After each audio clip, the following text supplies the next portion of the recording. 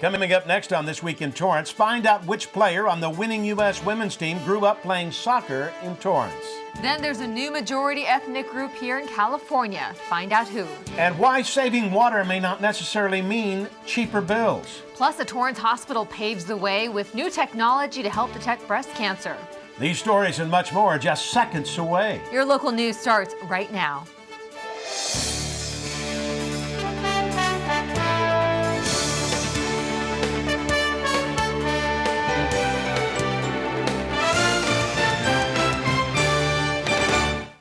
Hello, everyone, and welcome to This Week in Torrance. I'm Jin Chin. And I'm Ben McCain. Thanks for joining us. Here are your top stories. Fans gathered at LA Live to celebrate and honor the U.S. women's soccer team, and one team member will always be a part of the Torrance family. The ladies were victorious with a big win, defeating Japan 5-2, making them World Cup champions. It was the most watched game in history with a record 26.7 million viewers. This is the United States' first World Cup title since 1999, and they now hold the record with 3 World Cup championships. Shannon Box, the team's midfielder, played for the Torrance United Wave Soccer Club team and at South Torrance High, where she was named Female Athlete of the Year. Box was honored in the city with a special day dedicated to her shortly after winning gold medals in the summer 2004 and 2008 Olympics. At 38 years old, Box is one of the oldest members of the team and is also a new mother. She's faced a number of challenges, including suffering from lupus, but she doesn't let that hold her back. The team also received a special phone call from President Obama, as well as a ticker tape parade hosted in New York City, a tradition that's rarely given to teams outside of the area. This will be the first time the parade will be dedicated to a women's team. There's officially a new majority ethnic group here in California. Data from the latest Census Bureau shows Latinos outnumber whites in the state. As of July 1st, 2014, 14.99 million Latinos live in California compared to 14.92 million whites. State demographers had predicted this would happen in 2013, but a reduction in population growth delayed the projections by 1 year. California is now the third state following Hawaii and New Mexico without a white majority. Demographers say this is a trend that will continue and it's not slowing down. The median age of the Latino population is 29 compared to the aging white population, whose median age is 45. They predict Latinos will account for 49% of California's population by 2060. California and Los Angeles County have the largest Latino populations of any state or county in the country. After recent outbreaks, parents are shifting their opinion on vaccines. New research shows the passing of Governor Jerry Brown's new law on mandatory vaccines has growing support from parents. According to a new study published, 34% of parents think vaccines have more benefit than they did a year ago, and the percentage of parents who trust that vaccines have become more safe has also risen 25% since last year. The numbers come from a poll of 1,416 parents around the country conducted by C.S. Mott Children's Hospital. Recently, a woman in northwestern Washington died from measles, the first death from the disease in a dozen years. This year alone, 178 people have been infected with measles, and according to the Centers for Disease Control and Prevention, most were not vaccinated. The new vaccination law continues to be a hot topic, with hundreds protesting at a rally in Santa Monica shortly after the law was signed into effect. Doctors advise that children who haven't been vaccinated should avoid major public places as much as possible. A controversial bill in California was laid to rest, at least until next year. The End-of-Life Option Act, a bill that would allow physicians to prescribe lethal doses of drugs to terminally ill patients, did not gain enough support to make its way out of the Assembly Health Committee. The bill will remain shelved until next year. Lawmakers say most Californians support the bill, which is modeled after a similar law in Oregon. Other states to authorize a similar bill include Washington, Montana, Vermont, and New Mexico. There's been a surge in the use of a deadly drug, and the target audience is not who you would expect. Women and middle-class users are the latest groups addicted to heroin. According to a study released by the Centers for Disease Control and Prevention, the rate of heroin use doubled among women over a decade and grew by 60% among those with an annual household income of at least $50,000. Historically, heroin users have been young white men with low incomes, but physicians say heroin addiction can affect anyone and often grows from those hooked on prescription painkillers who then transition to cheaper illegal drugs. 75% of new heroin users first became hooked on prescription opiates like Oxycontin and Vicodin.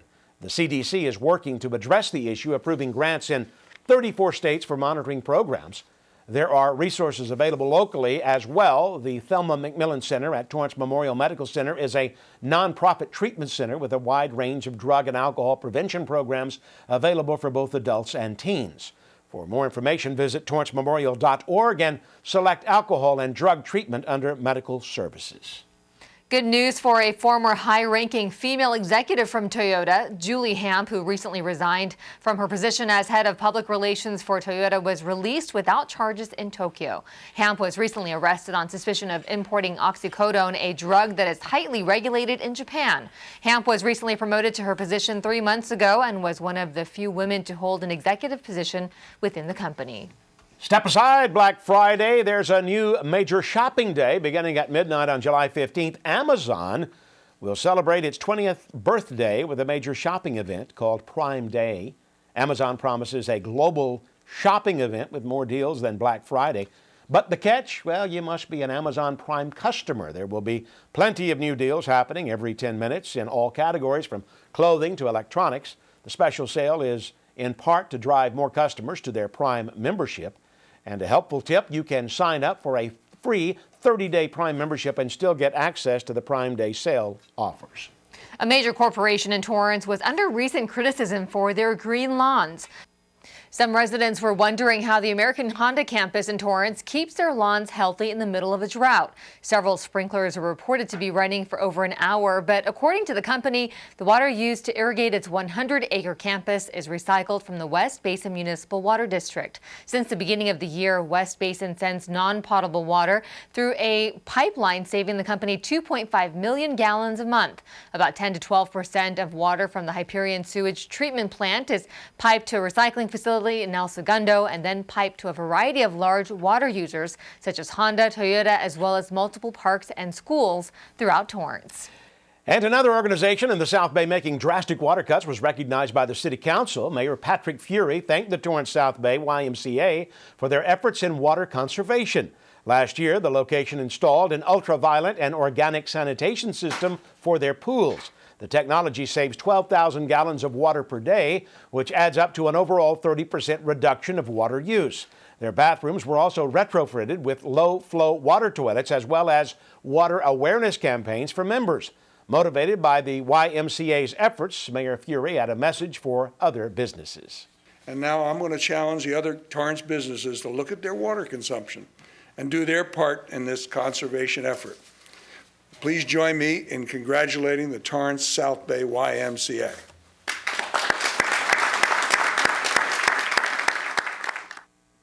The Torrance South Bay YMCA is located at 2900 Sepulveda Boulevard. Well, it's clear residents are making efforts to save water. You may not see that translate on your water bills. Most Southern California cities base their water bills on a usage rate, which is having an effect on revenue. So water companies and city water departments are adding drought surcharges on charging higher rates to make up for millions of dollars in lost water sales. Water agencies claim they still have to pay for fixed costs of infrastructure and maintenance regardless of how much water is sold. This is true for the city of Torrance, where 90% of funds come from water sales. According to the city's senior water analyst, Chuck Scheich, the majority of Torrance residents won't have to worry just yet. 80% of residents who receive water through the Torrance Municipal Water Department won't be seeing an increase in their rates yet. But it is an option that is being considered. They will review the issue during the fixed rate review coming up, but changes won't happen until early 2016. If you're headed to the beach and not sure if conditions are safe, there's a new tool that can let you know. While most water samples take days to test, Heal the Bay has launched a nowcasting tool that can predict daily water quality at beaches. Beachgoers can have access to real-time water quality data for Doheny State Beach in Orange County, Santa Monica Beach, and Arroyo Burro Beach in Santa Barbara. It's a test program that will run through Labor Day weekend with hopes of adding more beaches eventually. The technology estimates bacterial levels in the surf zone shown using water quality data and environmental conditions. The results will be posted daily at 10 a.m. at brc.healthbay.org. A recently stolen family heirloom made its way back home safely. Torrance resident and veteran Charles Greenberg had an American flag taken from his house over the 4th of July holiday weekend. The item was a family heirloom that covered his father's casket at his funeral in 1965. And for the past 50 years, the flag has been displayed on the porch every national holiday.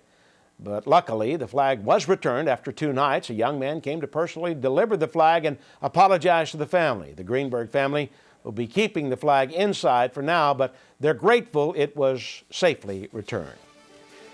Still ahead, find out what popular coffee just got a little more expensive and a peek into a special exhibit at the Torrance Art Museum.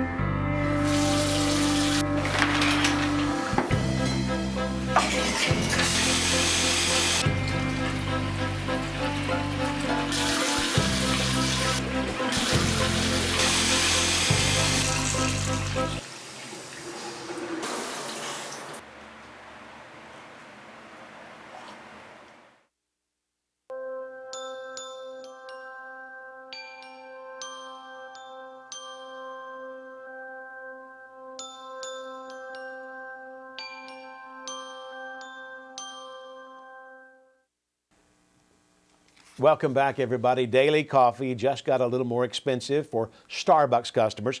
Drinks like tall brewed coffees and grande lattes are some of the drinks that increased in price. Anywhere from 5 to 20 cents. The exact amount of increase will vary depending on store and region. Other drinks like the Frappuccino and the price of food items are set to stay at the same price. This new change will result in a 1% average increase for the company overall. Even though the general price of coffee is decreasing, the company says the cost of labor, rent, and equipment are all major factors in this decision. Starbucks is known for paying employees above the minimum wage as well as offering health care plans to both part and full-time employees. Company representatives say they'll continue to evaluate pricing to provide value to all customers. An unusually high number of shark attacks brings extra interest in this year's Shark Week. Shark Week kicked off with an action-packed schedule on the Discovery Channel, a show that brought in 40 million viewers last year. According to data from the International Shark Attack File at the Florida Museum of Natural History, there have been 23 attacks so far this year. Typically, the U.S. sees 30 to 40 attacks, of which either 0 or 1 are deadly.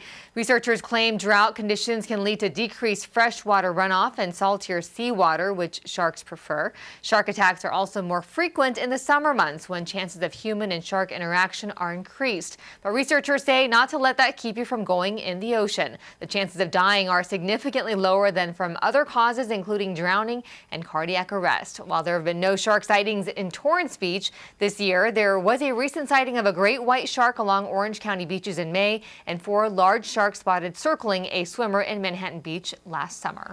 Torrance Relay for Life presented the Silver Sponsor Award to the city for its continued support in making the event a success.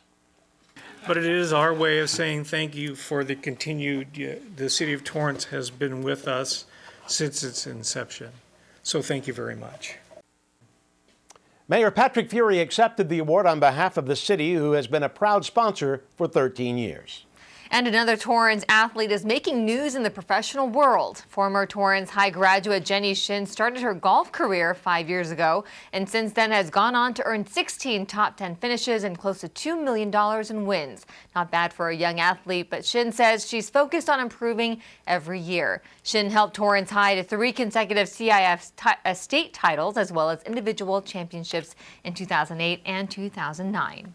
Latest news on our Torrance delegates who were selected to travel to our sister city.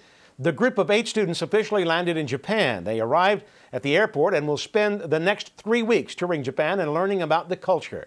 This program is part of the Torrance Sister City Association Student Cultural Program. An exchange, students from Kashiwa, Japan will visit the U.S. and stay with host families in August. For more information, visit torrancesistercity.org, and we'll be sure to keep you updated on their trip. The Rotary Club of Del Amo celebrates their international connections with Taiwan.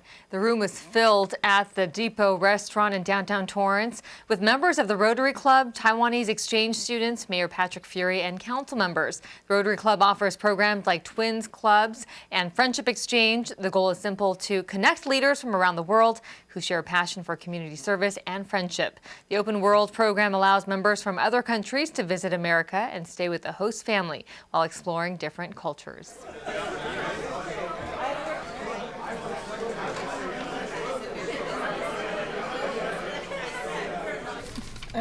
Thank you for everyone that came to airport pick us up and let us feel the patient after we arrived LA. And thank you, Del Amo Rotary, give us this opportunity to attend, and this is such a wonderful activity. Thank you.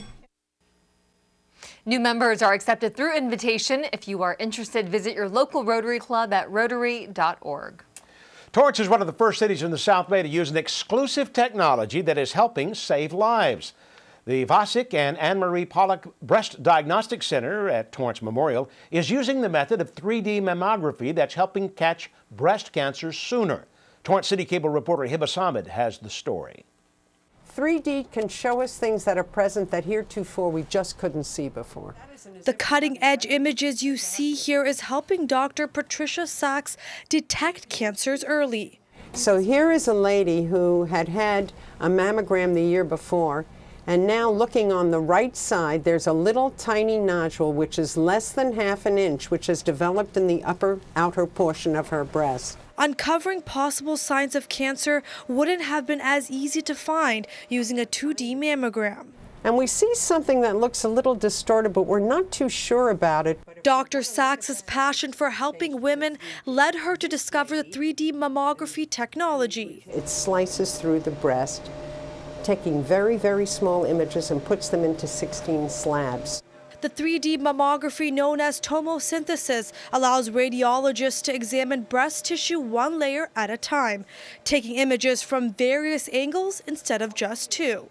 The 3D mammography technology allows fine details to be more visible and saves women another visit to the doctor's office. This is 41% better, and it also decreases the recall, which is another complaint of people who say that we're traumatizing women when we call them back.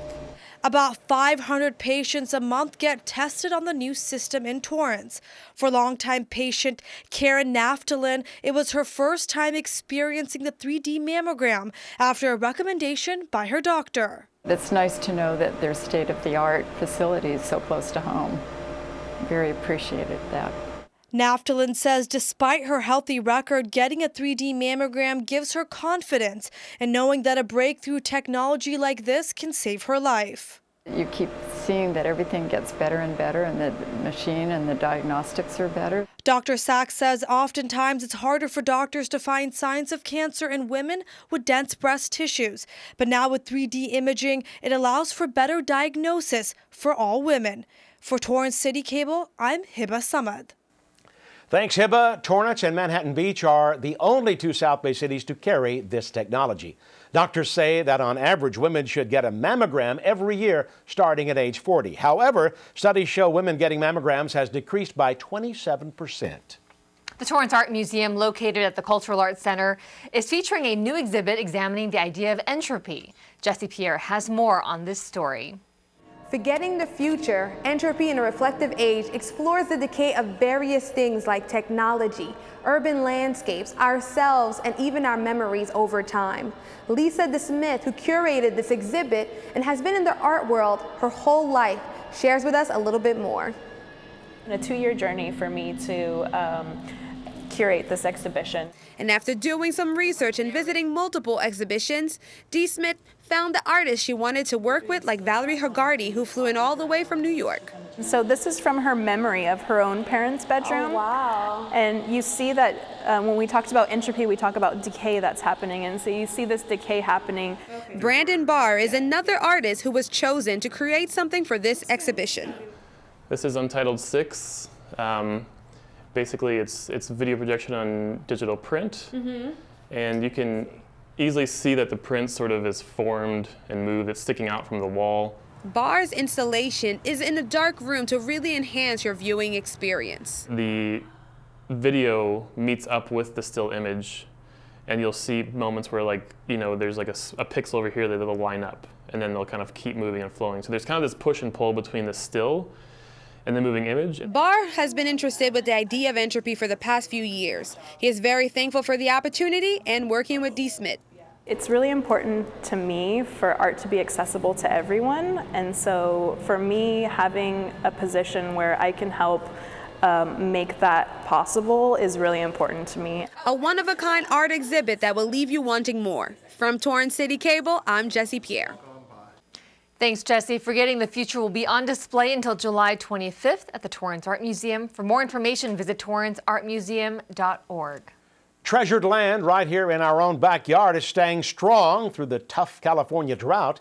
The Madrona Marsh has been able to sustain itself despite the dryness around the state. Torrance CitiCABLE reporter Hiba Samad has details on how the marsh is staying bright green. This is the color of drought for us. The wetlands is full of life. This little guy is up here. You see how he's sitting on his feet? Manager and naturalist of the Madrona Marsh Preserve, Tracy Drake, was excited to show me her passion for Mother Nature and the preserve that continues to flourish despite being in the worst drought in California's history. Drought here at Madrona, it's different than it is the rest of the state, and that's because we're in a low area. But that's not the only reason. The preserve historically has always had drought-tolerant plants, allowing different habitats on the preserve to withstand change. We have noticed the humidity stay higher for a longer period of time. That humidity is extremely good for us. When you explore the wetlands, it's easy to find moist soil, but it's been a bittersweet experience for Drake as more bird species stop by the preserve. A lot of those birds we're getting are because it's so dry out there, there's no food. The Madrona Marsh Preserve is thought to be the last seasonal wetlands in LA County with about 100 endangered species. But this sanctuary hasn't been picture perfect either. The preserve has made efforts to cut back on water use, and the sump that helps the preserve during the wet season by collecting rainwater is at an all-time low. I would say we had about 15 acre feet of water that was up on the land. What's our capacity? What is it full on an El Nino year? 60. So we were still way down. Drake says some cotton trees have already perished, and if no rain comes during wet season, it could be a problem. But she and other workers on the preserve are grateful. Share the people about the beauty of nature, why we need to preserve it. Because if you look around this area, you won't see green places like these. An oasis Tracy Drake hopes will prosper for years to come. For Torrance CitiCABLE, I'm Hiba Samad. Thanks, Hiba. The Madrona Marsh was established in 1983 after thousands of signatures by citizens to save it from commercial development.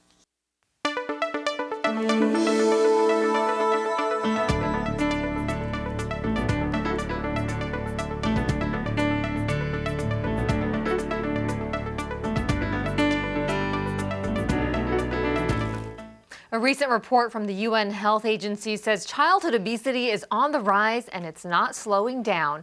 If current trends continue, childhood obesity will hit 70 million by 2025. According to the World Health Organization, the number of overweight or obese infants and children increased from 32 million in 1990 to 42 million in 2013.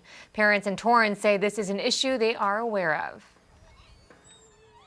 Well, I think primarily just trying to feed her a lot of vegetables, a lot of whole grains, and try to get kind of used to a lot of kind of eliminating the sugars out of the diet as well.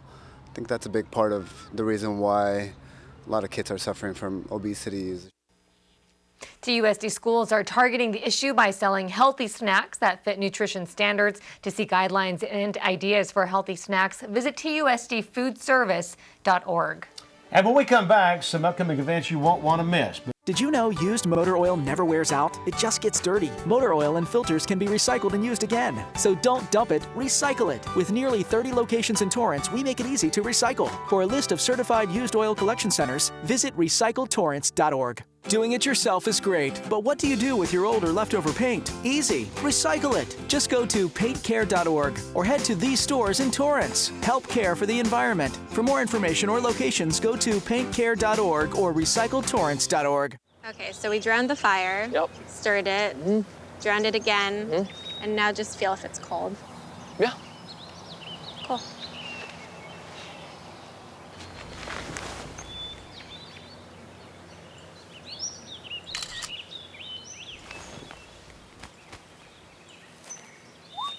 Smokey just gave me a bear hug. I know. I already posted it.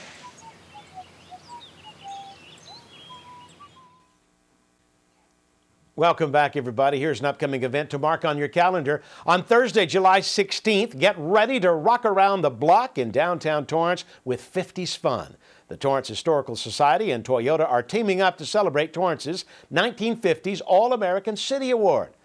Vintage cars will be on display, as well as Louis Zamperini memorabilia. Guests can rock out to popular 50s tunes while looking through old high school yearbooks. Families and neighbors gathered at a local park in South Torrance to catch a glimpse of the 4th of July festivities close to home. Residents came out this 4th of July to sit at the top of a local park that overlooks the city and as far as downtown L.A., even if that meant arriving early to stake out the best spots. Officially known as Los Arboles Park, the hill was a hot spot for families and neighbors excited to catch a glimpse of an annual show put on by the South Bay resident. Spectators came well prepared with lawn chairs, blankets, and plenty of snacks for picnicking, but once the sun set, it was all eyes on the fireworks. There's the main event.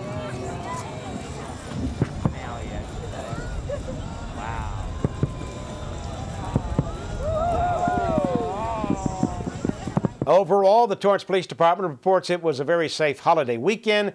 They did have 5 arrests and 15 citations, mostly for alcohol and fireworks possession. Those two things do not mix. No, absolutely not. Well, that does it for us on This Week in Torrance. I'm Ben McCain. If you missed any portion of our show, you can catch us again at 11 a.m. and 6 p.m. And I'm Jin Chen. Thanks so much for joining us. We'll see you next time.